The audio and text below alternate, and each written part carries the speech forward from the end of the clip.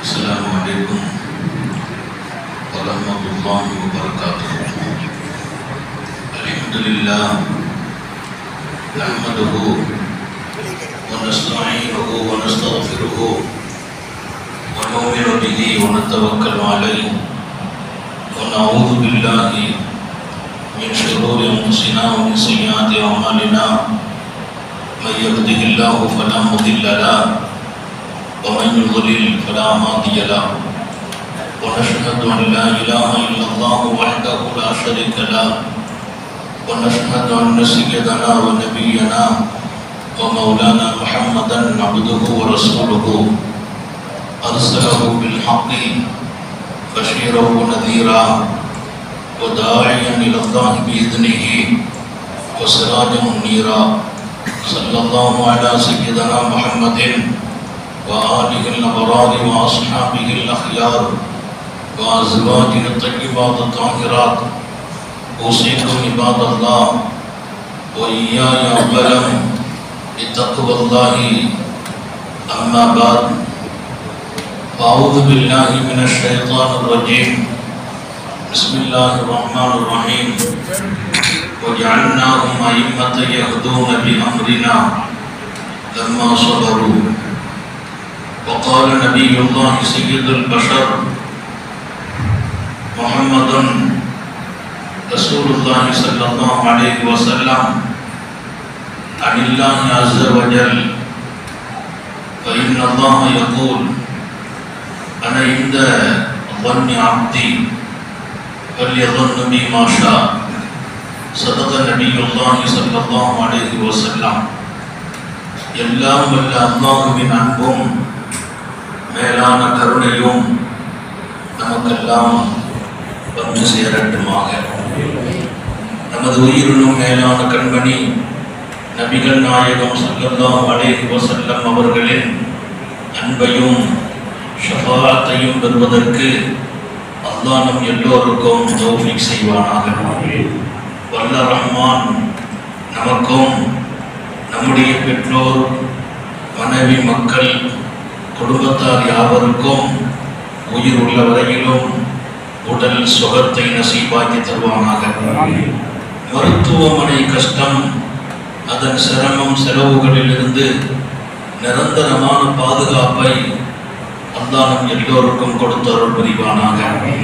வானம் பூமியினுடைய ஆபத்துகளை விட்டும் முசீபத்துகளை விட்டும் கெட்ட முடிவுகளை விட்டும் நம்மையும் நம் குடும்பத்தையும் பாதுகாத்து அருள் புரிவானாக. அவனுடைய படைப்புகளின் தீங்குகள் அனைத்திலிருந்தும் நம்மையும் நம் சமூகத்தையும் காத்தருள் புரிவானாக. அல்லாஹ்வின் மகத்தான பேரருளால் நம்முடைய பகுதியில் மிகச்சிறப்பு வாய்ந்த நமது பள்ளிவாசல் இன்றைக்கு புது பொலிவோடு ரப்புல் ஆலமீன் அல்லாஹ் உங்கள் எல்லோரின் முயற்சியும் தியாகமும் இப்படிப்பட்ட ஒரு அழகிய பொலிவோடு இந்த மஸ்ஜிதை கருணை உள்ள ரப்பு திறந்து அவனை நினைக்க தௌஃபீக் செய்திருக்கிறான். பள்ளிவாசலை திறந்து வைத்து கேட்கிற துவா ஒப்புக்கொள்ளப்படும். அல்லாஹ் நம் எல்லோரின் வாழ்க்கையையும் நிம்மதியாக்குவானாக. நாளைய வாழ்க்கையை மகிழ்ச்சியாக்கி தருவானாக. நம்முடைய குடும்பங்களில் இருக்கிற பிரச்சனைகளை தீர்த்து வைப்பானாக. வியாதிகள், சோதனைகள், எதிரிகளின் சூழ்ச்சிகள், பொறாமைக்காரர்கள் அவர்களின் சூழ்ச்சிகள், நாடு தழுவிய நமக்கு ஏற்பட்டிருக்கிற சஞ்சலங்கள் அனைத்தையும் அல்லாஹ் புனிதமான இந்த நேரத்தில் கேட்கிறோம். அனைத்தையும் தீர்த்து நமக்கு நிம்மதியை நசீபாக்கி தருவானாக.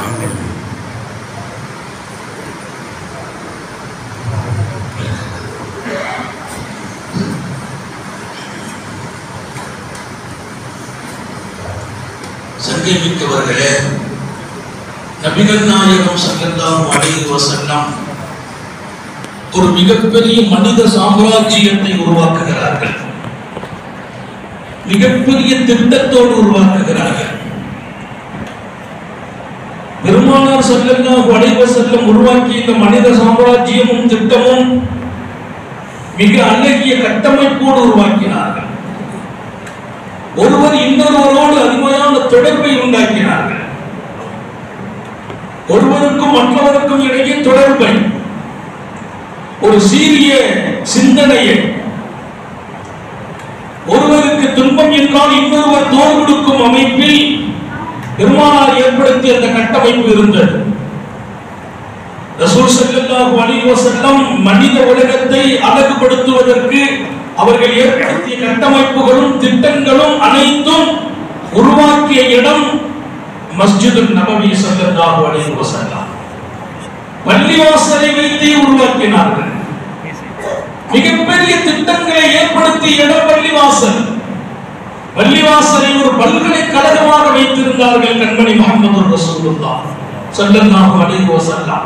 மிகப்பெரிய பல்கலைக்கழகம் பள்ளிவாசல். பள்ளிவாசலில் இருந்து மனிதர்களை உருவாக்குகிறார்கள்.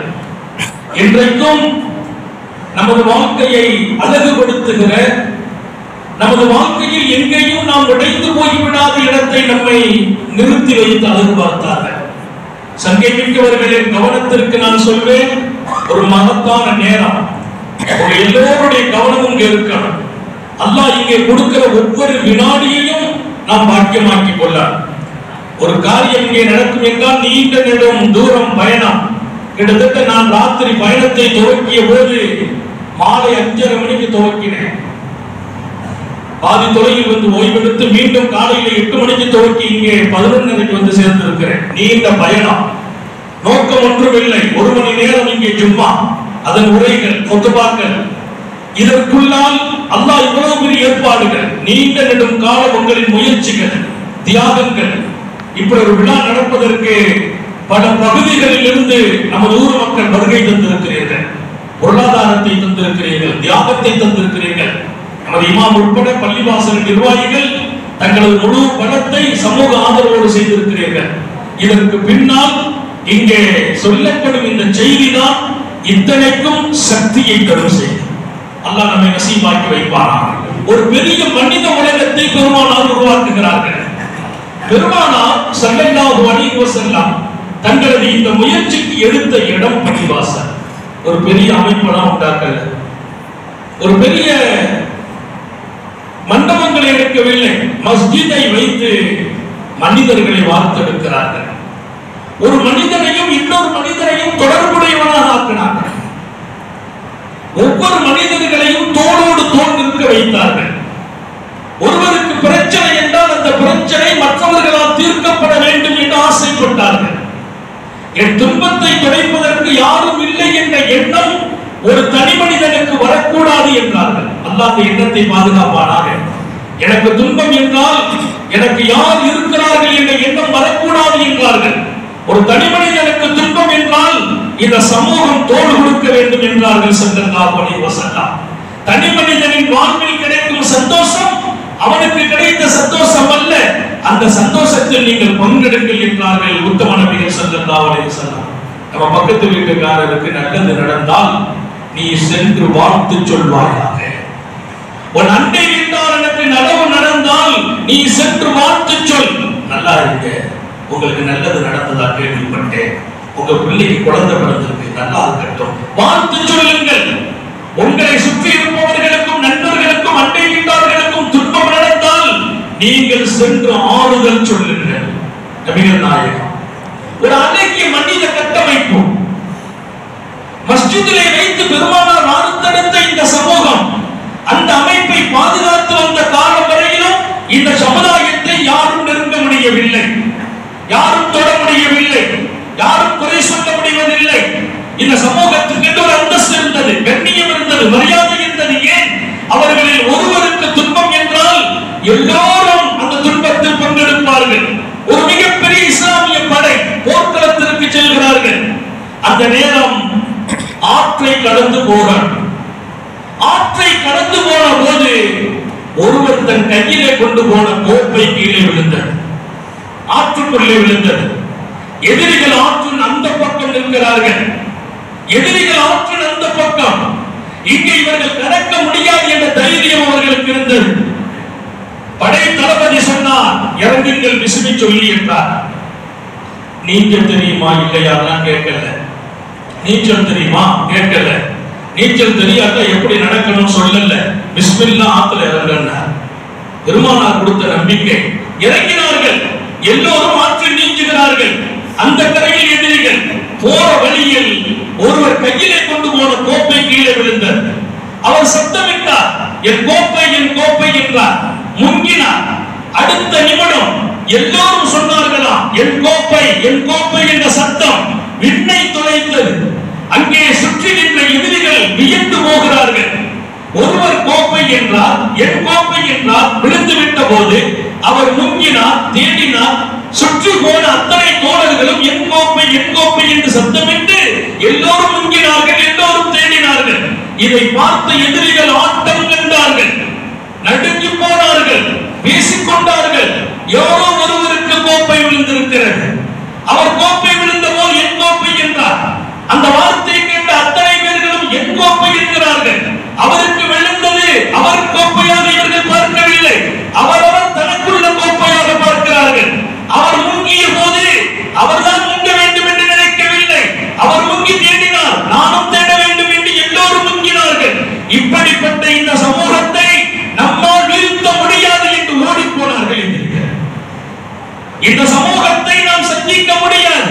இவர்களோடு போர் காண முடியாது. போர் கண்டால் வெற்றி பெற முடியாது. ஒருவரின் கோப்பைக்காக அத்தனை பேரும் தேடுவார்கள் என்றால் இவர்களில் ஒருவரை நாம் தொட்டால் நம்முடைய கதி என்ன என்று எதிரிகள் சிந்திக்கிறார்கள், யோசிக்கிறார்கள். நபிகள் நாயகம் ஸல்லல்லாஹு அலைஹி வஸல்லம் வார்த்தெடுத்து உருவாக்கிய சமூகம் இத்தனை கட்டமைப்பும் கட்டுப்பாடும் நிறைந்த சமூகம். அதை எங்கே காணாக்கினோம் என்றுதான் எனக்கு தெரியவில்லை. இந்த கட்டமைப்பை எங்கே விட்டோம்?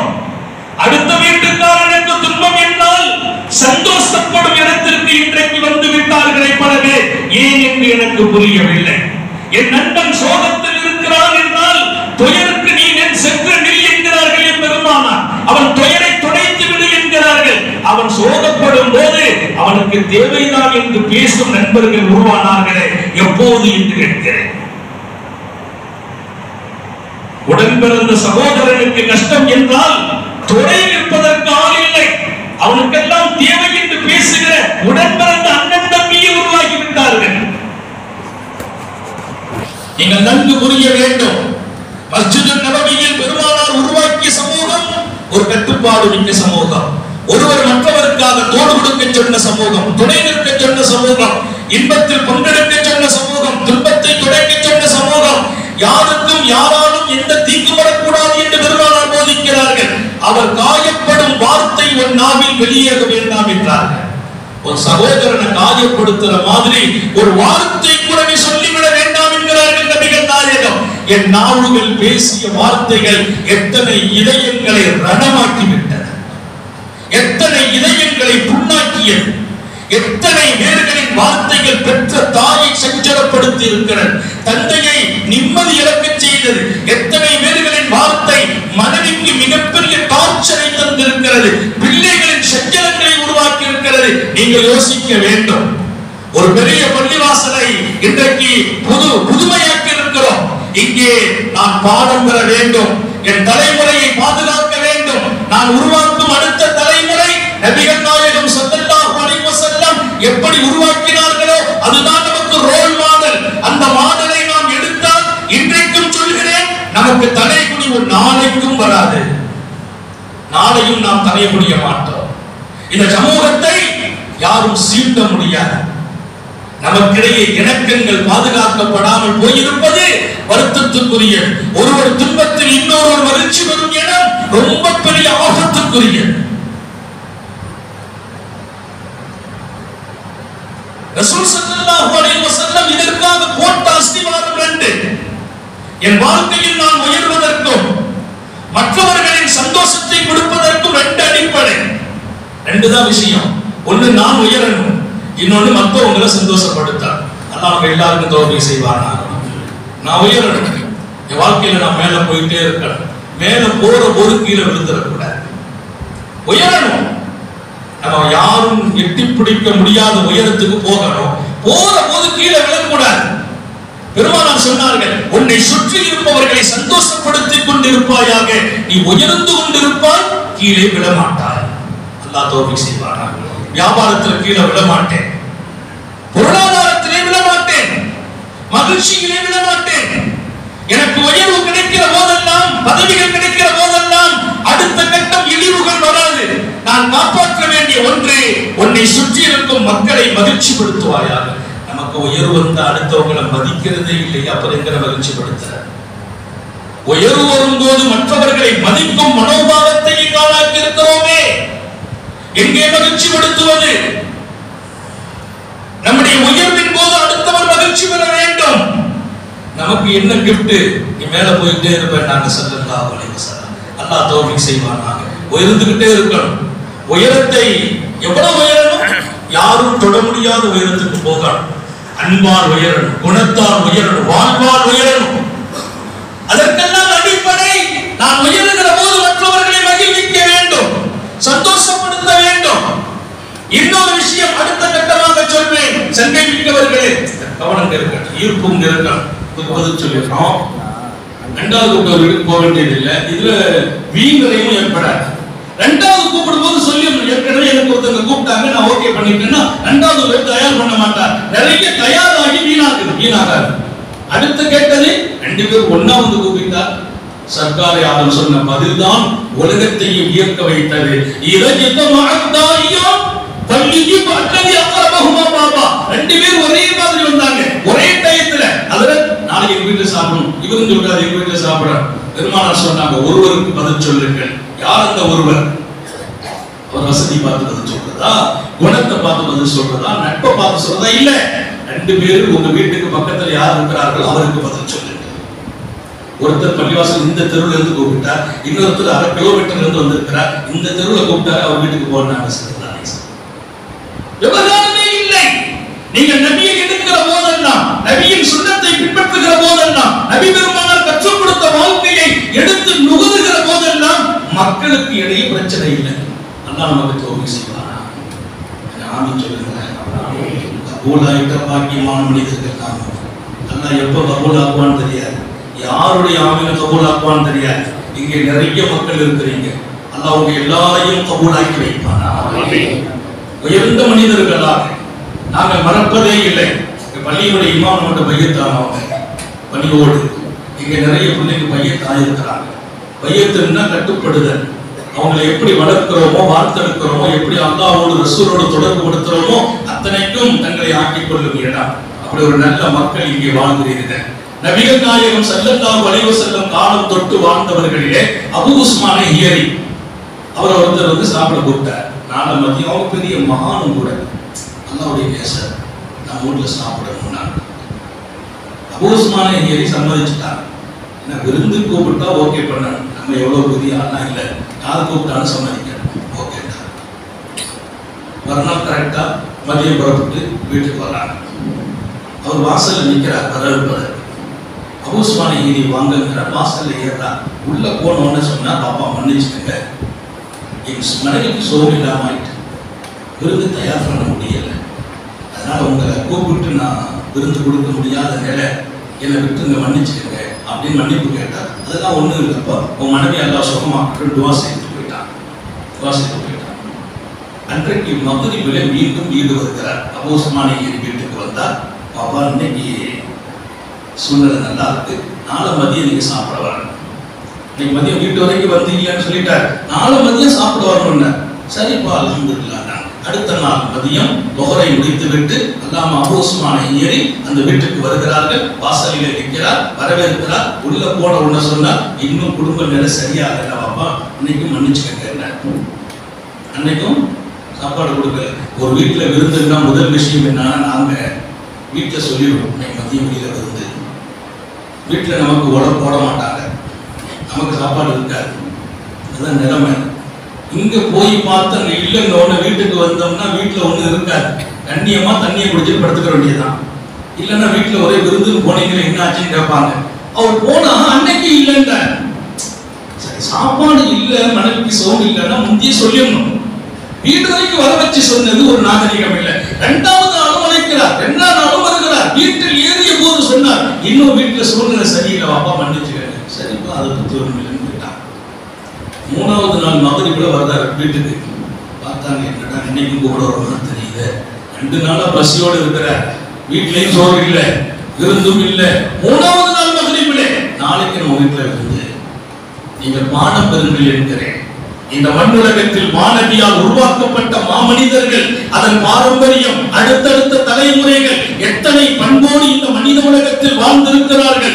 எத்தனை சஞ்சலங்கள் வந்த போதிலும் எத்தனை பெரிய சகிப்புத்தன்மையை கையாண்டிருக்கிறார்கள். நீங்கள் பாடம் பெற வேண்டும். 3ஆம் நாள் மகரிப் வந்து நிற்கிறார். நாளைக்கு சாப்பாடு.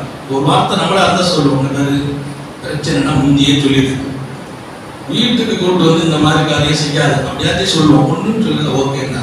3ஆவது நாள் வர்றாங்க, தடப்படலான ஏற்பாடு. உள்ள கூட்டு போனார். இங்க போனா தட்டி பெட்டி ஒண்ணும் இல்லை. அப்பா மன்னிச்சுக்கிறோம், வீட்டுல இன்னைக்கு ஆஸ்பத்திரியில வந்துருவான்னு நினைச்சா வந்து வந்த மாதிரி இல்லைன்னா சரிப்பா ஒன்னும் போயிட்டான். 4ஆவது நாள் மகரிப் வந்து நிற்கிறார்.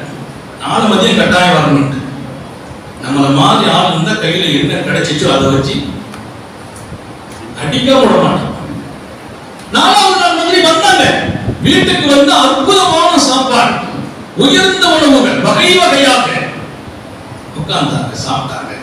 அவர் சொன்னார், உங்களை போல் பொறுமை உள்ள மனிதர்களை உலகத்துல பார்க்கல. உங்களை போல் ஒரு பொறுமை உள்ள மனிதரை இந்த மண்ணில் நான் பார்க்கல. நிறைய பேரோடு பழகினேன், நிறைய பேர்களின் தொடர்பில் இருக்கிறேன். நீங்க பெரிய மகான் என்று கேள்விப்பட்டேன், அல்லாஹ்வின் அன்பர் என்று கேள்விப்பட்டேன், ரொம்ப ரொம்ப பொறுமையாளர் என்று கேள்விப்பட்டேன். அதை சோதிக்க தான் அப்படி செய்தேன். உங்க பொறுமை எப்படி சோதிக்கிறதுக்கு 3 நாளா சாப்பாடு சொல்லி 3 நாளா வீட்டுக்கு வர வச்சு 3 நாளா இல்லைன்னு சொன்ன ஒரு சின்ன அளவுக்கு கூட முகம் கூட நீங்க சொல்லிக்கிறீங்க. இந்த பொறுமைக்கும் இந்த சகிப்புத்தன்மைக்கும் உதாரணமே இல்லை என்றார். அவர் சொன்னார், அபூ உஸ்மானே, தம்பி தம்தஹனி அலா ஹஸ்லா கான ஃபில் கப். தம்பி, இந்த குணத்துக்காக என்னை புகழ்கிறாய், இந்த சிவத்துக்காகவா புகழ்கிறாய்? இது பெரிய குணம் ஒண்ணு இல்லப்பா. இது ஒரு நாய்கிட்ட வச்சிருக்கா இந்த குணத்தை. ஒரு நாய்க்குள்ளே இந்த குணத்தை வைத்தான். நீ வேண்டுமென்றால் பரீட்சை செய். ஒரு எலும்பு துண்டை எடுத்துக்கொள், ஒரு நாயை கூப்பிடு, அது ஓடி வரும். கிட்ட வரும்போது விரட்டி விடு, அது ஓடி போயிடும். 2வது எலும்பு துண்டை காட்டு, பக்கத்தில் வரும், விரட்டு, ஓடிவிடும். 3வது எலும்பை காட்டு, வரும், விரட்டினால் ஓடும். 4வது முறையும் எலும்பை காட்டினால் வரும். நம்மை விரட்டுகிறானே, ஏமாற்றுகிறானே அப்படின்னு நாய் கோபப்படுறது இல்ல, உன்னை எதிர்றது இல்ல, கடிக்கிறது இல்ல. 5வது தடவை இந்த எலும்பை காட்டினா ஓடி வரும். ஒரு நாய்க்கு கூட பல தடவை இல்லைன்னு சொல்லி 6வது தடவை எலும்பை காட்டினா உடனே வருது. அந்த பொறுமை அந்த நாய்கிட்ட இருக்கிற குணம் மனுஷன் இல்லைன்னா நான் மனுஷன் கேட்டான். ஒரு நாயிடத்தில் இருக்கிற குணம் கூட என்னிடத்தில் இல்லை என்றால் நான் ஒரு மனிதனா? அல்லாஹ் நம்ம எல்லாருக்கும் குணத்தை நசீபாக்கணும். இன்னைக்கு இந்த மாதிரி சைப்புத்தன்மை இல்லைங்கிறதுனாலதான் வீட்டில் நடக்கிற சின்ன சின்ன பிரச்சனையை நம்ம டென்ஷன் ஆகி நிறைய உறவுகள் உடைந்து போனது, பெருமானார் ஏற்படுத்திய கட்டமைப்புகள் இல்லாமல் போனது. நம்முடைய தொழில்துறையில் நம்முடைய வாடிக்கையாளர்கள் செய்யும் செயலில் உணர்ச்சி வசப்படுகிறோம். நமக்கிடையே கூட்டு நண்பர்கள் சின்ன சின்ன பிரச்சனைகளால் உடைந்து போகிறார்கள். அண்ணன் தம்பிகள் உடைந்து போகிறார்கள். கணவன் மனைவிகள் பிரிந்து போகிறார்கள். எல்லாம் ஒரு நிமிஷம் அந்த சகிப்புத்தன்மையை இழந்ததுதான் காரணம். சகிப்புத்தன்மை என்பதும் பொறுமை என்பதும் ஒரு வாழ்க்கை. அந்த வாழ்க்கையை நீங்கள் காப்பாற்றுகிற போதெல்லாம் அல்லாஹ் உங்களை எல்லா காலத்திலும் பிரகாசமாக்குகிறான். யாரை நம்மளுக்கு கேவலப்படுத்த நினைக்கிறாரோ அவர் நம்மை தூக்கி கொண்டாடுவார். அப்படி வாழ்க்கையை அல்லாஹ் செய்வார். இன்னைக்கு நம்ம இதுல எல்லாம் ரொம்ப பிறகியும் நான் சொல்ற செய்தியை நீங்க வாழ்க்கையில எடுத்தா இன்ஷா அல்லாஹ் நீங்க இந்த ஊர்ல வாழ்ந்தா மழை பெய்யும். இன்ஷா அல்லாஹ் நபி கொடுத்த வாழ்க்கை. அந்த வாழ்க்கை வாழ்ந்தால் நாம் இருப்பதற்காக மழை பெய்யும் தேவையான நேரத்திற்கு. இன்றைக்கு வாழும் மனிதர்கள் தேவை. அட்வைஸ் நிறைய பேர் பண்றாங்க. ரசூல் ஸல்லல்லாஹு அலைஹி வஸல்லத்தின் அறிவுரைகளை எடுத்து நடக்க வேண்டிய மனிதர்கள். ஒரு செய்தி நான் படித்தேன், உங்கள் கவனத்திற்கு சொல்வேன். சுஹைல் இப்னு அம்ர் பத்ர் கைதியில் பிடிபட்டார். சுஹைல் இப்னு அம்ர் அவர் கைதியா பிடிச்ச உடனே சஹாபாக்களுக்கு சந்தோஷம். சந்தோஷம் இப்படி சந்தோஷமா இல்ல, ஆனந்தப்பட்டார்கள். ஏன் தெரியுமா? இஸ்லாத்திற்கு மொத்தமான எதிர்ப்பை தெரிவித்த மனிதர் அவர், மக்காவின் தலைவர்களில் ஒருவர். இஸ்லாத்தின் மீது மிக கொடிய தீய சொற்களை எப்போதும் சொன்னவர், நபி பெருமானாரை தாக்கி பேசியவர் சுஹைல் இப்னு அம்ர். நபி பெருமானாரை தாக்குகிறார், இஸ்லாத்தின் மீது தன் தீங்கை கொட்டுகிறார், முஸ்லிம்களின் வளர்ச்சியை தடுத்தார். அவர் நாவருக்கு பாருங்க, அதுக்கு நிறைய பேர் அடிமைப்பட்டார். சுஹைல் இப்னு அம்ர் பதில் கைதியாக பிடிபட்டார். சந்தோஷப்பட்ட உமர் இப்னு கத்தாப் சொன்னாங்கன்னா, நாளைக்கு ஒரே ஒரு அனுமதி கொடுங்க. என்ன அனுமதி? ஒரு அனுமதி நீங்க கொடுத்தா காலமெல்லாம் இந்த நாவாலும் இந்த பற்களாலும் நம்மை சீண்டினார், அவர் பற்களை உடைக்கிறேன் என்றார். பல்ல உடைச்சிடுறேன். பல்லு இருந்தா தானே பேசுவார். பேசுறதுக்கும் பல்லுக்கும் பெரிய தொடர்பு இருக்கு. பல்லு இருந்தா தான் பேச முடியும், பல்லு இல்லாத பேச முடியுமா? பேச்சே வராது. அல்லாஹ் ஹயாத் வரைக்கும் பல்ல நசீபாக்குவானா. சின்ன சின்ன ஞாபகத்தை அல்லாஹ்ட்ட கேட்டு பெறணும். சின்ன சின்ன ஞாபகத்தை ஒரு 2-3 பல்லு விழுந்துச்சு வைங்களேன், பல் போனா சொல்லும் போயிடும். நம்ம வீட்டுல கறி செய்யும் சொல்லுவோம், அந்த அம்மா வேற இடத்தையாவது செய்து வச்சிடும். வார்த்தை விளங்க, வார்த்தையை கூட நான் மக்கள் கவனத்திற்கு கொண்டு போவதற்கு அல்லாஹ் கொடுத்த இந்த பற்கள் விலை மதிக்க முடியாத ஞாபகம். அதனாலதான் நபி பெருமானாருடைய ஹயாத்துல பெருமானார் வஃபாத் வரைக்கும் அவங்களுடைய பற்கள் பாதுகாக்கப்பட்டுச்சு. போர்க்களத்துலதான் 2 பல் உடைக்கப்பட்டுச்சு, எல்லா பல்லும் பாதுகாக்கப்பட்டுச்சு. அல்லாஹ் மனிதனுக்கு செய்யற ஞாபகங்களில் ஒன்று, அவனுக்கு கொடுத்த உறுப்புகள் அனைத்தும் மௌத்து வரைக்கும் பழுதுபடாமல் இருப்பது. அல்லாஹ் அந்த ஞாபகத்தை நம்ம எல்லாருக்கும் நசீபாக்குவானா. ஹார்ட் பழுதுபடக்கூடாது, கண் பழுதுபடக்கூடாது, செவி பழுதுபடக்கூடாது, கிட்னி பழுதுபடக்கூடாது, பற்கள் பழுதுபடக்கூடாது. நமக்கு கொடுத்த அத்தனை உறுப்பும் நான் வாழ்ற வரைக்கும் இயங்கணும். அப்படி இயங்குறதா அல்லாஹ் என் மீது நிறைவேற்ற முடியாத ஞாபகத்தை செய்திருக்கிறார். அல்லாஹ் அப்படி எல்லாருக்கும் அந்த ஞாபகத்தை நீடிக்க தௌஃபீக் செய்வானா. உமர் இப்னு கத்தாப் சொன்னார், ஒரு அனுமதி, பற்களை உடைத்து விடுகிறேன் என்றார். ஏன்? அவ்வளவு வார்த்தைகளை, மூமின்களை காயப்படுத்தும் வார்த்தைகளை. பெருமான் சொன்ன பதில் என்ன தெரியுமா? ஃபஸ்பிர் யா உமர், உமர் கொஞ்சம் பொறுமை, நல்லது நடக்கும் தான். உமரே கொஞ்சம் பொறுமை, நல்லது நடக்கும். ரசூல் ஸல்லல்லாஹு அலைஹி வஸல்லம் சொன்ன அந்த வார்த்தை அதற்கு உமருக்கு புரியல. என்ன நல்லது நடக்கணும்? காலம் பூரா தீங்கு செய்திருக்கிறார், காலம் பூரா துன்பம் கொடுத்திருக்கிறார். பெருமானால் நல்லது நடக்கும். உமர் சொன்னாங்க, வேண்டாம், இவர் நம்ம கையில இருக்கிறார், நம்ம கையில் என்னவும் செய்யலாம். இப்ப நம்ம விட்டுட்டோம்னா பெரிய பாதி. அல்லாஹ்வுடைய ரசூல் அனுமதி கொடுக்கல. எதிரிகளை கூட மன்னிக்கிற மனோபாவத்தை கத்துக் கொடுத்தாங்க முஹம்மது ரசூலுல்லாஹ். எதிரிகளை கூட, நம்மை தாக்கியவர், நபியை குறைத்து சொன்னவர், இஸ்லாத்தின் கண்ணியத்தை குறைத்து பேசியவர் கைதியாக கிடைச்சிருக்கிறார். இன்னைக்கெல்லாம் நாட்டில் எதிரிகளுடைய சட்ட எதிரிகளில் இருந்து கைதி கிடைச்சா என்ன பாடுபடுத்துறாங்க.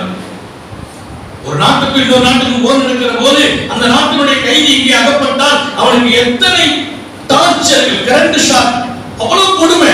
என் பெருமான் பல்லை உடைக்கேன் என்கிறார். உமர் எவ்வாறு வேண்டாம் சொன்னாங்க மட்டுமில்லை, நல்லது நடக்கும். அதற்கு உமர் சொன்னாங்க, நபி சொல்லும் போது நான் ஒன்னும் சொல்லல, பொறுமை நான் பொறுமையா இருந்தேன். அடுத்து நாங்கள் எல்லாம் உம்ராவுக்கு போனோம். செய்திகளை மட்டும் உருவாக்கிங்க, அதுக்குள்ள இருக்கிற விஷயத்தை வாழ்க்கையாக எடுத்துக்கணும். அல்லாஹ் சொல்லும் அடிக்கடி, சரித்திரங்களை சொல்லுங்கள், இந்த சமுதாயம் திருந்துவார்கள், படிப்பினை பெறுவார்கள். அல்லாஹ் நடத்திய ஒவ்வொரு வரலாற்றிலும், சமூகத்தில் ஏற்பட்ட ஒவ்வொரு நிகழ்விலும் நமக்கு பாடமும் படிப்பினையும். கதை கேட்பதோ, கதை பேசுவதோ, கலைவதோ நமது மரபுகள் அல்ல. கேட்கும் ஒவ்வொரு நிகழ்வும் வரலாறும் நமது இருதயத்தில் இருக்கிற தீய குணங்களை மாற்ற வேண்டும், நம்மை வெளிச்சமாக்கும் தன்மையில் கொண்டு சேர்க்கணும். அல்லாஹ் தௌஃபீக் செய்வானா. விடுங்கள் என்கிறார்கள் பெருமானார், நல்லது நடக்கும் என்றார்கள்.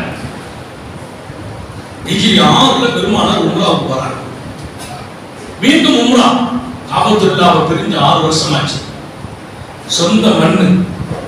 1400 சஹாபாக்கள் கூட போறாங்க. இந்த 400 பேர் யார்? 1400 பேர் காபாவை பிரிந்தவங்க, மனைவி மக்களை சொத்து சுரத்தை பிரிஞ்சு மதீனாவுல வந்து ஈமானுக்காக வாழ்ந்தவர்கள் போறாங்க.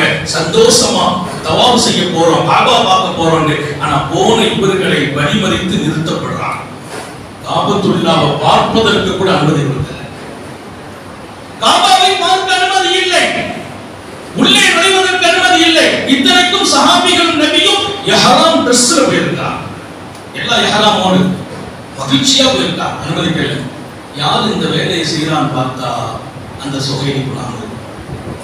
எந்த சுஹைல் இப்னு அம்ர் பதினேழுடைய கைதியாக கிடைத்த போது இவர் பற்களை உடைத்து விடுகிறேன் நாயகமே அனுமதியுங்கள், இனிமேல் இவர் நம் மீது தவறு செய்யக்கூடாது என்று கேட்டார்களோ அல்லாஹ்வின் ரசூல் அப்படியெல்லாம் கைதிகளை நடத்தக்கூடாது, மன்னித்து விடுங்கள், நல்லது நடக்கும் என்றார்களோ மீண்டும் தீங்கு நடக்கிறது. 6 வருடத்திற்கு பின்னால் ஹரமை நோக்கி கஅபாவை நோக்கி இந்த சமூகத்தின் தியாகிகள் போன போது மாணவி உட்பட தடுத்து நிறுத்தப்படுறார். அதுக்கு காரணம் அவர்தான். அன்னைக்கு அடிச்சிருந்த பிரச்சனை ஓடிருக்கும். உமர் இப்னு கத்தாப் சொன்ன போது அவசரப்பட்டு முடிவு எடுக்கிறது இல்லை. நிறைய பயான் நீங்க யூடியூப்ல கேட்டிருப்பீங்க. எதையுமே அவசரப்பட்டுலாம் முடிவு எடுக்கிறது இல்லை. நீங்க நேரம் மிக சரியான நேரத்தில் நான் முடிக்கிறேன். ஏன்னா உங்களுடைய ஆர்வத்தை பார்த்தா நான் மகிழ்ச்சி அடைகிறேன்.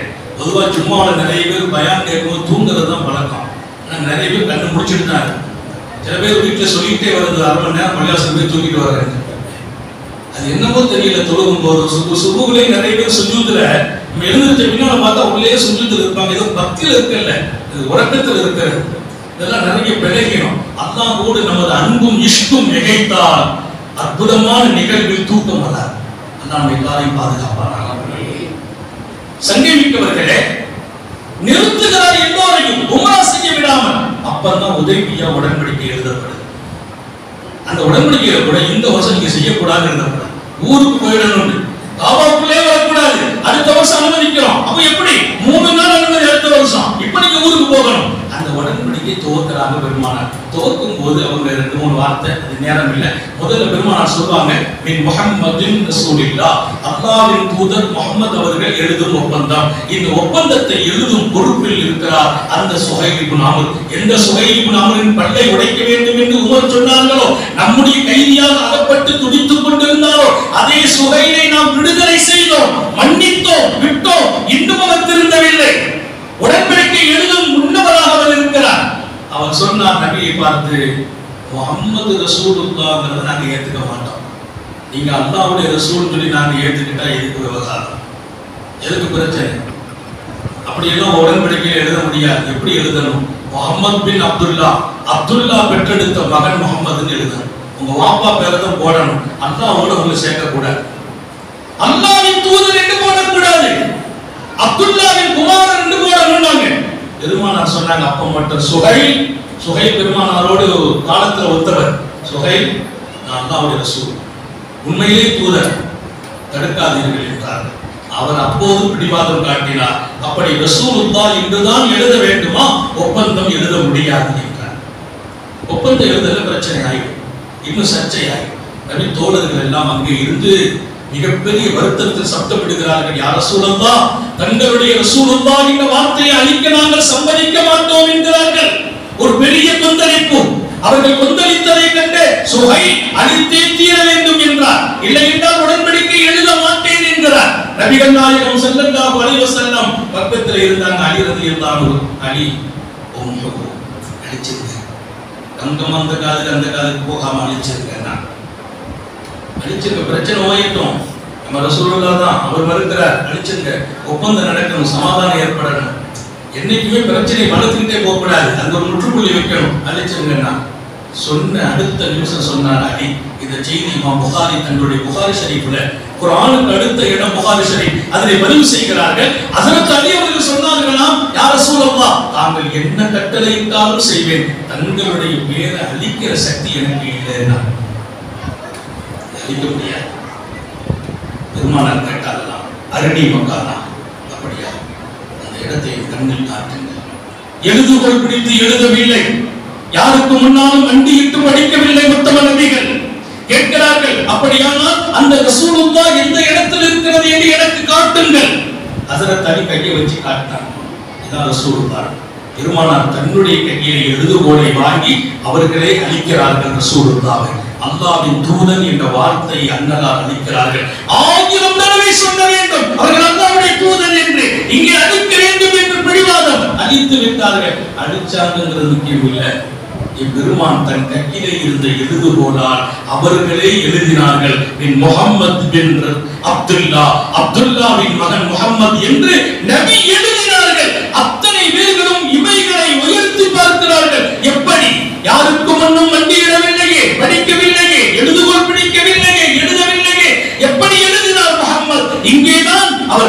என்பதை அல்லாஹ் வெளிப்படுத்தினார். எழுதவில்லை, படிக்கவில்லை, எழுத நினைத்தால் எழுதுவார்கள். நபிகள் நாயகம் நினைத்தால் எழுதுவார்கள். எழுதுனாங்க, அவர் ஏசந்து போயிட்டார், ஒப்பந்தம் முடிஞ்சிச்சு. இப்பவும் இவ்வளவு பிடிவாங்க. நபிகள் நாயகம் இறுதி ஹஜ்ஜிக்கு வர்றாங்க. மக்கா வெற்றி நடந்த போது நல்லது நடந்துச்சு, இறுதி ஹஜ்ஜி. இந்த செய்தியை மட்டும் முத்தாய்ப்பா சொல்லிட்டு நான் அடுத்து தொடர்வேன். இறுதி ஹஜ்ஜி. பெருமானார் தலையோட முடி எடுக்கிறார், சல்லல்லாஹு அலைஹி வஸல்லம் முடி எடுக்கிறார். முடி எடுத்தால் நபித்தோழர்களுடைய நிலை என்ன தெரியுமா? அந்த முடி கீழே விடக்கூடாது.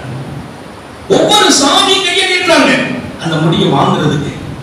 அடுத்த சாமி கையை தடகிறார், எனக்கு 2 முடி கொடுங்க. பெருமானார் பட்டை அடிக்கிறார்கள் இறுதி ஹஜ்ஜிலே. ஒவ்வொரு சாமி முடிக்காத போராட்டம்.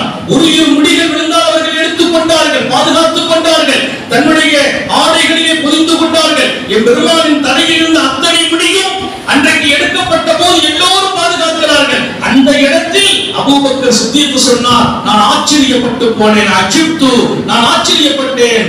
சுஹைல் இப்னு அம்ர், எந்த சுஹைல் இப்னு அம்ர் உடன்படிக்கையில் ரசூலுல்லாஹை அழிக்க சொன்னாரோ, எந்த சுஹைல் இப்னு அம்ர் நபியை தாக்கி சஹாபாக்களை தாக்கி பேசினாரோ, அந்த சுஹைலை பார்த்தேன். நபியினுடைய தலைமுடி 2 முடி எனக்கு தாக்கல் என்று ஏங்கி கேட்டார். அந்த இடத்தில் அந்த முடியை தேடியவர்களில் இந்த சுஹைலும் இருந்தார். அவர் கையில் 2 முடி கிடைச்சிச்சு. அந்த முடி கிடைச்சது இல்ல முக்கியம், இந்த சுஹைல் கையில் கிடைச்ச 2 முடியை ஹஜ்ரத் சுஹைல் எடுத்து நெற்றியிலும் கண்ணிலும் முத்திக் கொண்டார்கள்.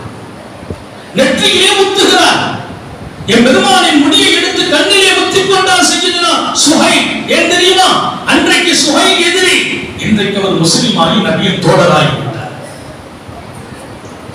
இப்போ உமர் சொல்றான், பெருமானார் சொன்னார்கள் இல்லையா, உமரே பொறுமையாகி விடுங்கள், நல்லது நடக்கும். நடந்தது, நல்லது நடந்தது. நீங்க நல்லா யோசிக்கணும். வாழ்க்கையில ஒரு நிமிஷம் நம்ம பொறுமை இழக்கும் போது 1000 சோதனைகளை சந்திக்கிறோம். ஒரு நிமிஷம் பொறுமையா இருந்தா மக்கள் உள்ளத்தில் இடம் பிடிக்கிறோம். அல்லாஹ் நமக்கு தௌஃபீக் செய்வானா. ஆமீன்.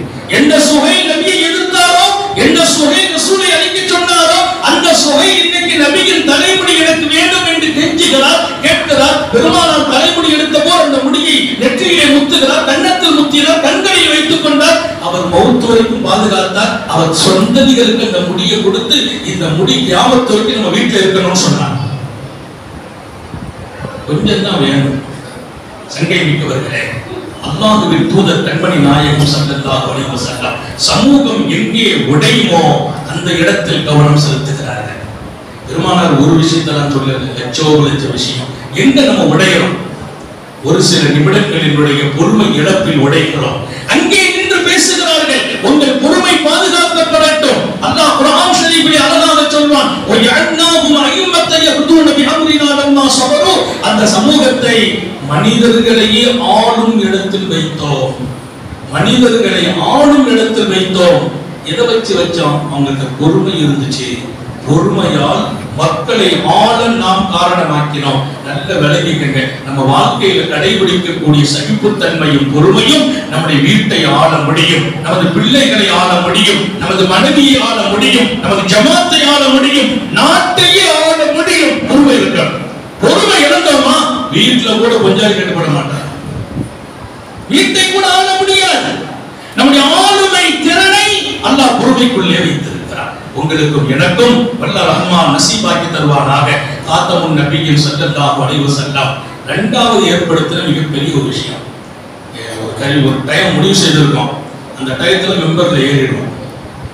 பயானம் நான் பொதுவா எல்லா இடத்துலையும் சொல்றது, இவ்வளவு செய்தி சொல்லணும்னா சொல்றது இல்லை. இந்த இடத்துக்கு எவ்வளவு தேவையோ அல்லாஹ் பேசுவான்.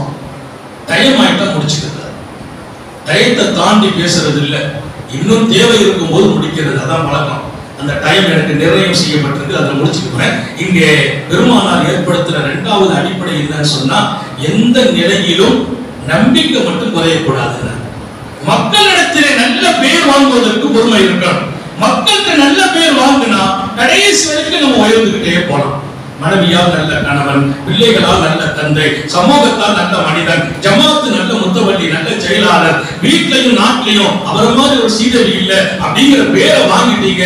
நீங்க உயர உயர உங்களை யாரும் கீழே வீழ்த்த முடியாது. அந்த பெயர் வாங்குவதற்கு பல விஷயத்தை பாதுகாக்கணும். அது மிக முக்கியம் ஒன்றுதான், பொறுமை மட்டும் இழந்துடக்கூடாது. பாதுகாக்கலாமா? பொறுமை இழக்காம இருக்கலாமா? நிறைய பேர் சொல்லுவாங்க, இன்னைக்கு காலையில தான் நான் வீட்டுல சண்டை போட்டே வந்தேன், இன்னைக்கு காலையில பிரச்சனை வீட்டுல, எங்க வீட்டம்மா இவ்வளவு அவசரமா ஏன் போறீங்கன்னு கேட்டாங்க, அவங்கள சத்தம் போட்டு வந்திருக்கேன். பொறுமையை இழந்த நிமிடங்கள் ஒன்றல்ல இரண்டல்ல, என் வாழ்க்கையில் லட்ச மனிதன் துணிகளில் பொறுமை இழந்திருக்கிறேன். எங்கெல்லாம் பொறுமை இழந்தேனோ அங்கெல்லாம் என் மீது இருக்கிற நல்ல நம்பிக்கையையும் இழந்திருக்கிறேன். நல்ல நம்பிக்கை போயிடும். என் நல்ல நம்பிக்கையை தக்க வைக்கிறதுக்கு பொறுமை வேணும். அதனால இந்த ஜும்மாவினுடைய புனிதமான இந்த நேரத்தில், அதுவும் குறிப்பாக பள்ளிவாசலை திறந்து வைத்து இந்த சமூகத்தை அன்னதால் வார்த்தெடுத்த கட்டமைப்பின் அடிப்படை இந்த சமூகம் உயர்ந்துகிட்டே போகணும். அந்த உயர்வை தடுக்கும் மிக முக்கியமான காரணங்களில் ஒன்று பொறுமை இழப்பு. அந்த இழப்பு வேண்டாம் என்பதற்கு நான் வரலாற்று பகுதியை நினைவு கூறியிருக்கிறேன். அதை அல்லாஹ் எடுத்து வாழ தௌஃபீக் செய்வானா. இரண்டாவது நம்பிக்கை, அப்பழுக்கற்ற நம்பிக்கை. சில பேர் சொல்லுவாங்க இல்லையா, அசாதாரணமான நம்பிக்கை. அல்லாஹ்வின் பேரில், அல்லாஹ் பேரில் நம்ம வைக்கிற நம்பிக்கை எப்படி இருக்கணும்? அசாதாரணமா. அதெல்லாம் முடியுமா? அந்த இடத்துக்கே போக கூடாது. என் ரப்பால எல்லாம் முடியும், அல்லாஹ்வால் முடியும். வீட்டுல சுகம் இல்லை, முயற்சி செய்யணும், அல்லாஹ்ட்ட ஒப்படைக்கணும், அல்லாஹ்வால சுகமாக்க முடியும். வியாபாரம் கடை திறக்கிறேன், வியாபாரம் நடக்குமா? சில பேர் கேட்பாங்க, இங்க போய் கடை போட்டீங்களே, இங்க வியாபாரம் இருக்காது.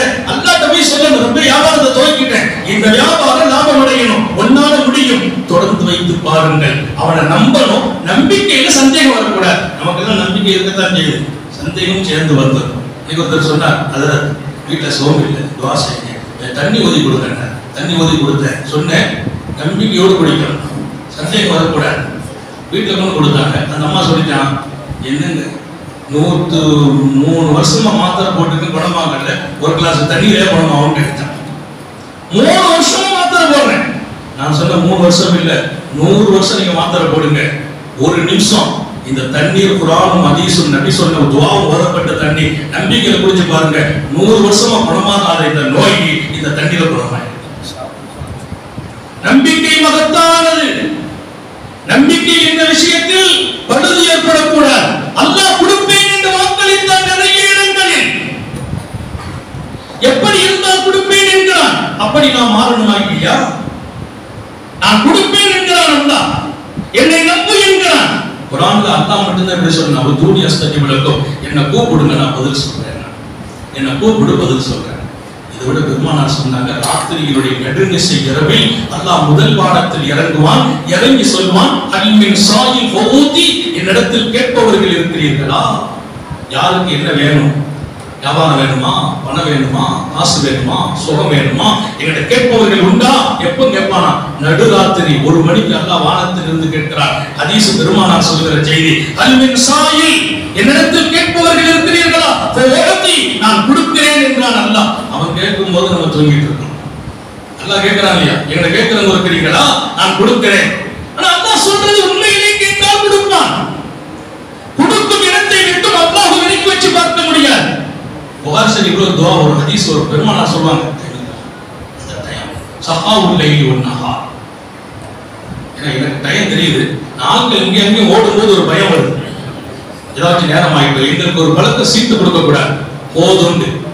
ஏன்னா அந்த பேச்சு அப்படிப்பட்ட பேச்சு அல்ல, இதை நிறுத்தவே முடியாது. இது அல்லாஹ்வை, ரசூலை, அவர்களின் கண்ணியத்தை, அதன்படி நாம் வாழ்ந்தால் நம்மை உயர்த்தும் வாழ்க்கையை சொல்லும் இடம். இதெல்லாம் நிறுத்த முடியாது. ஆனா டயத்துல ஒரு வினாடி முந்த மாட்டோம், பிந்தவும் மாட்டோம். இங்கே நான் சொல்லி முடிப்பேன், நம்பிக்கையை மட்டும் இழந்துடாதீங்க. நோய் வரட்டும், கஷ்டம் வரட்டும், வியாபாரத்தில் விளையணும், குடும்பத்தில் சிக்கல், எதுவும் வரலாம், ஆனால் நம்பிக்கை இருக்கட்டும். எது வந்தாலும் நீக்கி நல்லதை கொடுக்கிற சக்தி உள்ள அல்லாஹ் என்னோடு இருக்கிறான். சக்தி உள்ள அல்லாஹ் என்னோடு இருக்கிறான். நீக்க முடியும், கொடுத்தவனால் தான் நீக்க முடியும். நோயை கொடுத்தவன் அவன், அவனால் நீக்க முடியும். துன்பத்தை கொடுத்தவன் அவன், நீக்க முடியும். மகிழ்ச்சியை கொடுத்தவன் அவன், தக்க வைக்க முடியும். வியாபாரத்தை கொடுத்தான், பரக்கத்தாக்கி தர முடியும். அந்த நம்பிக்கை குறைஞ்சிச்சு, எல்லாம் போயிடும். இந்த டாக்டர்கிட்ட போனா குணமாகும், போனா குணமாயிடும். இந்த டாக்டர் எங்க குணமாக போகுதுன்னு நோய் கூடியும். அவர் ஊசி போட்டாலே சொல்லலாம், அவர் போட போய் தாங்க ஒரு நோய் கூடி போயிட்டு. நம்பிக்கை தான் வாழ்க்கை. இந்த நம்பிக்கை அல்லாஹ்வின் மீது இருக்கட்டும். நீங்கள் உலகத்திலும் மறுமையிலும் வெற்றி பெறுகிறீர்கள். அல்லாஹ் கொடுப்பேன் என்றான். ஒரு செய்தியை சொல்லி முடிப்பேன். ஹஸனுல் பஸ்ரி ரஹ்மத்துல்லாஹி அலைஹி அவங்க கூடயே இருந்த மகான் யாருன்னா ஹபீபுல் அஜமி. ரெண்டு பேர், ஹபீபுல் அஜமி, ஹஸனுல் பஸ்ரி. நான் சமீபத்திலே இந்த செய்தி ஒரு இடத்தில் வெளியிட்டேன். அந்த மக்கள் பல பேர் அழுதுட்டாங்க. ஏன்னா இப்படிப்பட்டவனா ரப்பு, இப்படி நம்பிக்கை சாலிகிட்ட இருந்துச்சா. ஹஸனுல் பஸ்ரி, ஹபீபுல் அஜமி ரெண்டு பேரும் நோன்பு வச்சிருக்கிறாங்க. ரெண்டு பேரும் நோன்பு. மாலை நேரம் ஹபீபுல் அஜமி நோன்பு திறக்க எல்லா ஏற்பாடும் செய்து வச்சிருக்கிறாங்க. பேரிச்சம்பழம், குடிக்கிறதுக்கு, சாப்பிடுவதற்கு ரொட்டி எல்லாம் செய்து வச்சிருக்காங்க. துவா, நோன்பு திறக்கிறதுக்கு முந்தி துவா கேட்கிறாங்க. அந்த நேரத்தில் கேட்கிற துவா மறுக்கப்படாது. நோன்பு திறக்கிறதுக்கு முந்தி கேட்கிற துவாவை எல்லாம் மறுக்கிறது இல்லை. அந்த நேரத்தில் நமக்கு துவா கேட்கலாம் நேரம் கிடைக்காது. இந்த வடையை கேட்கறதும், கஞ்சி கேட்கறதும், கையை தட்டுறதும், அதை வை எனக்கு வைக்கல, அவனுக்கு கஞ்சி வச்சுட்டு கூட்டு வைக்கல, இந்த விவகாரம் தான் அந்த நேரத்தில் இருக்கும். பாருங்க, அந்த நேரத்தில் 5 நிமிஷம் எந்த பேச்சும் பேசக்கூடாது. நீங்க என்ன கேட்டாலும் அல்லாஹ் கொடுக்கிற நேரம். அல்லாஹ் நமக்கு தௌஃபீக் செய்வான். பாதுகாத்து விடுங்கள் வாழ்க்கையை. கிடைக்கிற அரிதான வாய்ப்புகளை இழந்து விட வேண்டாம் என்று ஞாபகப்படுத்துகிறேன். ஒரு நோன்பாளிக்கு அல்லாஹ் கொடுக்கிற கிஃப்ட், நோன்பு வைத்துக் கொண்டு அவர் கேட்கிற துஆவை அல்லாஹ் மறுப்பதில்லை என்கிறார்கள் நபிகள் நாயகம் ஸல்லல்லாஹு அலைஹி வஸல்லம். நம்ம சாலிகள்லாம் ஏதாச்சும் பிரச்சனை வந்தா ஒரு நாள் நோன்பு வச்சுவாங்களாம். எதுக்குன்னு கேட்பாங்க. நான் துஆ செய்யணும், அல்லாஹ் எனக்கு தரணும். நோன்பு வச்சுட்டு துஆ கேட்டா கபூல் ஆகும். அன்னைக்கு நோன்பு வச்சு பிரச்சனைக்கு துஆ செய்வாங்க, மறுநாள் ரிலீஃப் ஆயிடும். அந்த நம்பிக்கை தான் வாழ்க்கை. ஹஸனுல் பஸ்ரி அதற்கு ஹபீபுல் அஜமி நோன்பு வச்சாங்க. எல்லாம் தயாரு, துஆ ஓதிட்டு இருக்காங்க. வாசல் கதவு தட்டப்பட்டுச்சு. வீட்டின் வாசல் கதவு தட்டப்பட்டது. நோன்பு திறக்கணுமே, துஆ ஓதுற நேரத்தில் யாரோ தட்டுறாங்க என்று ஹபீபுல் அஜமி எழுந்திருந்து கதவை திறக்கிறார். திறந்த போது அங்க ஒருத்தர் நின்று, ரொம்ப பசியா வந்திருக்கேன், ஏதாவது சாப்பாடு கொடுங்கிறார். இங்க ரெண்டு பேருக்கு நோன்பு திறக்க பேரிச்சம்பழம், தண்ணி, நீ சாப்பாடு வச்சிருக்கேன், நான் பசியா வந்திருக்கேன், ஏதாச்சும் கொடுங்க. ஹஸன் பஸ்ரி துஆல இருக்கிறாங்க. ஹபீபுல் அஜமி உள்ள வந்தாங்க. ரொட்டியை பூரா எடுத்து ஒண்ணா வச்சாங்க, பேரிச்சம்பழத்தை தூக்கி வச்சாங்க, குடிக்கிற பாலத்தை தூக்கி வச்சாங்க, எல்லாத்தையும் மொத்தமா ஒரு துண்டில் கட்டினாங்க. அப்படியே கொண்டு போய் அவர் கையில கொடுத்துட்டாங்க மொத்தமா. இவங்க துஆ ஓதிட்டு இருக்காங்க. அல்லாமா ஹஸனுல் பஸ்ரி மகானும் மிகப்பெரிய ஞானியும், கல்விமானவர். துஆ செய்றார். துஆ முடிச்சு கண்ணை திறந்து கீழே பார்த்தா ஒண்ணும் இல்லை. சில துஆ இப்படி ஆகிடுமோ. துஆ முடிச்சிட்டு கீழே பார்த்தா ஒண்ணும் இல்லை. தண்ணீர் உட்பட பேரிச்சம்பழம் உணவுகள் கேட்கிறாங்க. ஹஸன் பஸ்ரி, என்னப்பா உணவு எங்கப்பா, பசியா இருக்குதுப்பா, நோன்பு திறக்கணும். சொன்னா விஷயம் அப்படி இல்லை, வெளியில ஒருத்தர் பசிக்குதுன்னு கேட்டார், எல்லாத்தையும் எடுத்து கொடுத்துட்டேன். இவங்க சொன்னாங்க, என்னப்பா கேட்டா என்ன, பாதியை கொடுத்துட்டு பாதியை வைக்க வேண்டியதானே, நம்ம திறக்கணும் இல்லை. 4 பேரிச்சம்பழம் 2 கொடுத்து 2 வச்சிருக்கலாம், 4 ரொட்டி 2 கொடுத்து 2 வச்சிருக்கலாம், அப்பளத்தையும் கொடுக்கிறதா அப்படின்னு சொல்லிட்டு மனசுல நினைச்சாங்களா. இவருக்கு விளக்கம் கம்மியான ஆளு, அவங்க கொஞ்சம் படிச்சது. ஹபீபுல் அஜமி படிப்பு கம்மி. சொன்னாங்கன்னா, என்னதான் இருந்தாலும் விளக்கம் இல்லையே, கம்மியான விளக்கம் இருக்குது. விளக்கம் உள்ள தான் கொடுத்துருப்பாரா, நோன்பு திறக்கணும் இல்லை, 2 பேர் பசியால இருக்கிறோம், விளக்கம் கம்மிங்கிறது சொல்லல, மனசுல நினைக்கிறார். எவ்வளவு இருந்தாலும் இந்த ஆட்ட விளக்கம் இல்லையே மனசு நினைச்சுக்கிட்டாங்க. என்ன பண்றது, ஒரு 2 நிமிஷம் அப்படியே கவலையில் உட்கார்ந்து இருக்காங்க. மீண்டும் கதவு திறக்கப்படுது. உடனே போய் திறக்கிறாங்க. திறந்த போது ஒருத்தர் வாசல்ல நிற்கிறார். ஒரு அடிமை, ரொட்டி, உயர்ந்த உணவுகள், ஆணம், பேரிச்சம்பழம், வகை வகையான கனிகள் கொண்டு நிற்கிறார். நிற்கிறவர் அழுதார். உள்ள ஹஸன் பஸ்ரி இருக்கிறார். ஹபீபுல் அஜமி கதவை திறந்து வச்சிருக்கிறார். அழுதார் அவர். ஏன்பா அழுகிற? இல்ல, என்னுடைய முதலாளி எஜமான், அவருக்கு நான் ரொம்ப நாள் அடிமையா இருக்கிறேன். அவர் இன்னைக்கு சொன்னார், எனக்கு உரிமையே இல்லை, சொந்தமே கிடைக்கல, அவன் கூட அடிமைப்பட்டு வேதனைப்படுறேன். அவர் இன்னைக்கு சொன்னார், நான் உணவு கொடுப்பேன், இதை கொண்டு போய் ஹஸன் பஸ்ரிட்ட கொடுக்கணும். இன் கபிலஹு, ஹஸன் பஸ்ரி இந்த உணவை ஏற்றுக்கொண்டால் பாந்தஹர், உன்னை நான் உரிமை விட்டுருவேன்னு சொன்னேன். ஹஸன் பஸ்ரி இந்த உணவை வாங்கி கொண்டால் உனக்கு உரிமை என்ன. அதனால எனக்கு அழுக என்னன்னா, ஹஸன் பஸ்ரி போன்ற மகான்கள் எல்லாம் ஏற்கனவே சாப்பிட்டாங்கன்னா 2வது கொடுத்தா வாங்க மாட்டாங்க, சாப்பிட்டா வேண்டான்றுவாங்க. நம்ம அப்படி இல்லை, எல்லாத்தையும் வாங்கி போடுறதுக்குன்னு ஒரு மிஸ்கின் பெட்டிக்கு பேர் ஃப்ரிட்ஜ் இருக்கு இல்ல, அது பேர் மிஸ்கின் பெட்டி. என்ன இருந்தாலும் அதை தூக்கி போட்டுருக்காரு. கடந்த காலத்துல எங்க வீட்டுல சாப்பாடு மிஞ்சிச்சு வைக்கிறேன், அடுத்த வீட்டு கொடுத்து விட்டுருவாங்க. அவங்க பணக்காரங்க தான் வாங்கிடுவாங்க. அவங்களுக்கு மிச்சம் தான் எங்களுக்கு தந்துடுவாங்க. பொருளை வீணாக்குறது இல்லை. இப்ப அப்படி இல்லை. மிச்சம் இருந்த ஃப்ரிட்ஜில் போடுறது 5 நாள் வரைக்கும் அது கடந்து நாட்டமாகி அப்புறம் சுட வச்சு சாப்பிட்டுக்கிறது. அந்த பெட்டி வந்த பின்னால மிஸ்கின் பெட்டி என்ன ஆச்சு? எல்லாத்தையும் உள்ள தூக்கி போட்டோம். கொடுக்கிறது குறைஞ்சிச்சு. அண்டை வீட்டுக்கு உறவு போச்சு. பெருமானாருடைய சுன்னத்து என்ன தெரியுமா? மிச்சத்தை மற்றவர்களுக்கு கொடுங்கள். அல்லாஹ் நமக்கு தௌஃபீக் செய்வானா? இப்ப அதை விட பெரிய விஷயம் யாரும் கொடுத்தா வாங்குறது இல்லை. அடுத்த வீட்டுலாம் வாங்குற நிலைமையில இல்லை. உன்னை விட நான் நல்லா தான் இருக்கிறேன். என்ன சொல்றமா? நான் நல்லா இருக்கிறேன். அந்த கொரோனா வந்த பின்னால அடுத்த வீட்டுல நம்மை கூட ஏத்துக்கிறது இல்லை.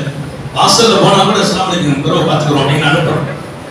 முஸாபா கூட செய்யறதுக்கு தயார் இல்லை. ஒரு மோசமான சூழல் உண்டாக்கப்பட்டிருக்குது. இன்னும் 3 நிமிடங்களில் முடித்து விடுவேன். சங்கை மிக்கவர்களே, நபிகள் நாயகம் ஸல்லல்லாஹு அலைஹி வஸல்லம் அவர்கள் வார்த்தெடுத்து கொடுத்த இந்த வாழ்க்கையில் அஸனுல் பஸரி வாங்கி கொண்டார். நீ உரிமை என்றாய் எஜமான், எனக்கு கவலை. அஸனுல் பஸரி வாண்டான்னு சொல்லிட்டார். உரிமை கிடைக்காம போயிடுவேன். உடனே ஹபீபுல்லாஹ் ஜமீல் விருந்த வாங்கிட்டார். ஏன்னா 2 பேரும் சாப்பிடலையே. வாங்கி கொண்டு போய் ஹபீபுல்லாஹ் ஜமீல் அஸனுல் பஸரிட்ட சொன்னாங்க, அப்பா ஒருத்தர் நமக்கு விருந்து கொடுத்து விட்டுருக்கிறார். கொண்டு வந்த அடிமை அழுதார். என்னன்னு கேட்டேன். அவங்க வாங்கலன்னா உன்னை உரிமை விட மாட்டேன், வாங்கிட்டா உரிமைன்னாங்க. நான் வாங்கிட்டேன். இப்ப அல்ஹம்துலில்லாஹ் அஸனுல் பஸரி சந்தோஷப்பட்டாங்களா? அல்லாஹ் எப்படிப்பட்டவன்? உடனே அவங்க சொன்னாங்க, ஹபீபுல்லாஹ் ஜமீல் எனக்கு விளக்கம் கம்மி தான். அவர் நினைச்சதை சொல்றாங்க. எனக்கு விளக்கம் கம்மி, அதனாலதான் எல்லாத்தையும் கொடுத்துட்டேன். எனக்கு நம்பிக்கை இருந்துச்சு. என் ரப்பு கொடுத்தா பகரம் கட்டாயமா கொடுப்பான் நம்பிக்கை இருந்துச்சு. என் ரப்பு கொடுத்தால் பகரம் கொடுப்பான். நமக்கே சொன்னா உனக்கு ஒருத்தர் உபகாரம் செய்தா பகரம் செய்யுங்கிறான். மனிதர்களுக்கு மனிதர் நன்றி செல்லவில்லையா? நீ அல்லாஹ்வுக்கு நன்றி விடவனாக மாட்டாய். மல்லாம் யஷ்குரில்லாஹ் ஸலம் யஷ்குரில்லாஹ்.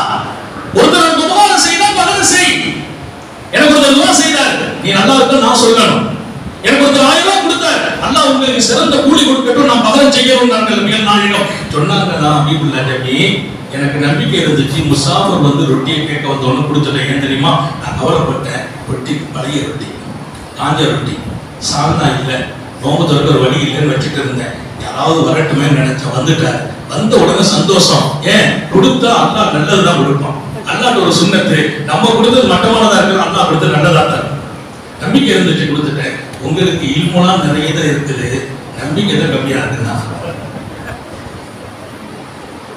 அஸனுல் பஸரி சொன்னார், உன்னிடத்துல எல்லாம் இருக்குது, நம்பி இல்மு இல்ல, கல்வி இல்ல, அறிவு கம்மி, அதனால தான் கொடுத்துட்டேன். இவங்க அது நினைச்சாரு. அதை இவர் சொல்றார் பாருங்க, எனக்கு அறிவு கம்மி. ஆனா அறிவு கம்மினா பரவாயில்லை, வாழ்ந்துடலாம். உங்களுக்கு நம்பிக்கையே கம்மியா இருந்துச்சேன்னா ரொட்டி போன போயிட்டே நீங்களே எனக்கு தெரியும் வருண்டு. இப்ப 2 gift அல்லாஹ் கொடுத்தான். என்ன 2 gift தெரியுமா? ரொட்டி நமக்கு தரமானதாக, உயர்வானதாக, அழகானதாக நாம் கொடுத்ததை விட பன்மடங்காக அல்லாஹ் கொடுத்தான். இன்னொரு பாக்கியம், நாம் கொடுத்ததற்காக அவருக்கு அல்லாஹ் உரிமையையும் கொடுத்தான். அந்த அடிமைக்கு உரிமை கிடைத்தது. அன்பர்களே, இந்த 2 செய்தியை இவ்வளவு 1 மணி நேரமா உங்கள்கிட்ட நான் பேசியிருக்கேன். என்ன 2 செய்தி? வாழ்க்கையில் நீங்கள் தொடங்கணும், தொட்டதெல்லாம் தொடங்கணும். வியாபாரத்தில் உயரணும், குணத்தில் உயரணும், வணக்கத்தில் உயரணும், சமூகத்தில் உயரணும். நீங்க உயர்ந்துகிட்டே போகணும். நீங்க உயர்ற போது கீழே விழுந்துடக்கூடாது. அதற்கு கையாள வேண்டிய முதல் விஷயம், மக்களை சந்தோஷப்படுத்துங்கள். யார் என்ன செய்தாலும் பொறுமையை இழந்து விடாதீர்கள். 2வது விஷயம், அத்தனையிலும் உயர்றோம், நம்ம சக்தியில உயர்றோம் நினைக்காதீங்க. என் ரப்பு என்னை உயர்த்துகிறான், அவன் என்னை கைவிட மாட்டான் என்று நம்புங்கள். வேலையில்லா இளைஞர்களே, அல்லாஹ்விடத்தில் கேளுங்கள், அவன் வேலையை தருவான். வாய்ப்பில்லாதவர்களே கேளுங்கள், வாய்ப்பை தருவான். கடனாளிகளே, என் கடனை தீர்த்து வைத்து கண்ணீர் வடியுங்கள், உங்கள் கடன் தீர்க்கப்படும். நோயாளிகளே, என் நோயை ஷிஃபாவாக்கு என்று கண்ணீர் வடியுங்கள். ஒரு தடவை அல்ல, பல முறை கண்ணீர் வடியுங்கள். அல்லாஹ் நோயை ஷிஃபாவாக்குவான். பிரச்சனை உள்ளவர்களே, பிரச்சனை தீர வேண்டும் என்ற இடத்தில் கேளுங்கள். கேட்பதற்கு ஒரே ஒரு விஷயம் தான் முக்கியம், நம்பிக்கை இருக்க வேண்டும். அல்லாஹ் நம் எல்லோருக்கும் தௌஃபீக் செய்வானாக. சிறப்பான இந்த மஸ்ஜிதை கபூல் செய்வானாக. பார்ப்பதற்கே கண்குளிர்ச்சியாக இருக்கிற ஒரு ஆசை வந்துட்டு ஒரு 2-3 நாளைக்கு இந்த பள்ளியில் உட்காரலாமான்னு. சமுதாயம் விடாது, வீடும் விடாது. அவ்வளவு பாக்கியமான பள்ளி. இந்த பள்ளிக்கு பாடுபட்டவர்கள், 1 ரூபாய் அளவிலேனும் உதவி செய்தவர்களை அல்லாஹ் நீ பன்மடங்கு உதவி செய்வாயாக. இந்த பள்ளிக்காக பாடுபட்ட நிர்வாகிகளும் இந்த ஊர் மக்களையும் புரிந்து கொள்வாயாக. இதை நாம கலக்கணும் ரொம்ப முயற்சி எடுத்தவர்கள், அதர்த்தவர்கள் எப்படி வர வேண்டும் என்றார்கள். ஜும்மாவுக்கு மட்டும் வெளியில போறதில்லை, நிறைய நிகழ்ச்சிக்கு போயிட்டே இருக்கிறோம், வெளிநாட்டுக்கும் போறோம், வெள்ளிக்கிழமை போறது இல்லை. நம்ம நிர்வாகம் ஒரே ஒரு கண்டிஷன் தான், அதில் ஜும்மாவுக்கு மட்டும் ஊர்ல இருக்கு. பல ஊர்ல இருந்து மக்கள் ஜும்மாவுக்காக வர்றாங்க, போயிடக்கூடாது. அந்த கட்டுப்பாட்டை மீறி இங்கே வந்திருக்கிறேன் அதற்கவர்களின் கட்டாயத்தால். எனவே அன்பர்களே, எங்க ஊர்ல நான் ஜும்மாவில் நின்று பேச வேண்டிய நேரத்தை தாண்டி இங்கே 1 மணி நேரம் அல்லாஹ் பேச வைத்தான்.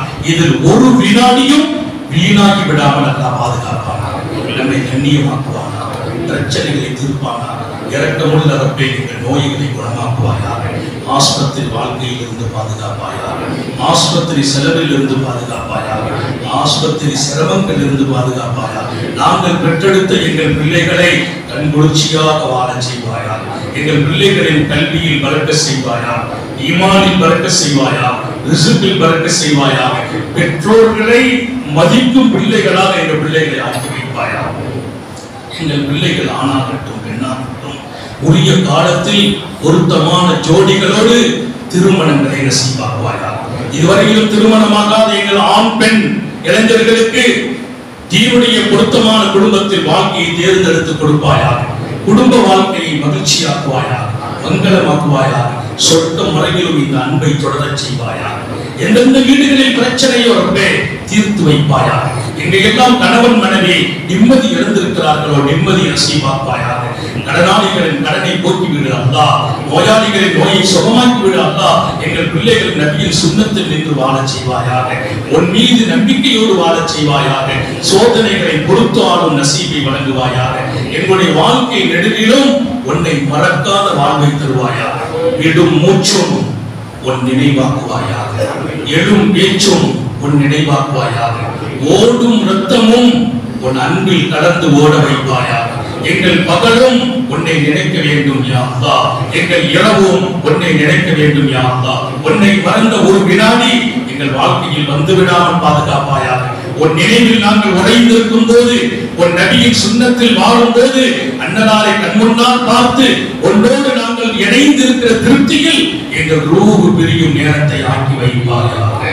கருணை உள்ளவனே, நாங்கள் கரம் பற்றி எங்கள் மனைவிமார்களும் நாங்களும் முடங்கி விடாமல், செயல் இழந்து விடாமல், படுக்கையாகி விடாமல் பாதுகாப்பாயாக. எங்கள் பிள்ளைகளை, பேரன் பேத்திகளை எல்லாம் எங்கள் மனைவிமார்கள் வளர்க்க தௌஃபீக் செய்வாயாக.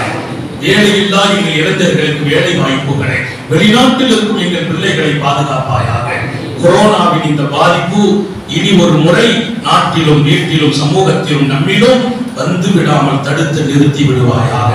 நீண்ட நெடிய நாட்கள் நோய் நொடிகள் இல்லாமல் உடல் ஆரோக்கியத்தோடு மன நிறைவோடு இன்பத்தோடு அல்லாஹ்வை நின்று வணங்கி வழிபட்டு வாழும் நசீபையும் பாக்கியத்தையும் எல்லாம் அல்ல அல்லாஹ் உங்களுக்கும் எனக்கும், நம்மை ஈன்றெடுத்த தாய் தந்தையர்களுக்கும், நமது மனைவி மக்கள் உற்றார் உறவினர் யாவருக்கும் கொடுத்த அருள் புரிவாயாக.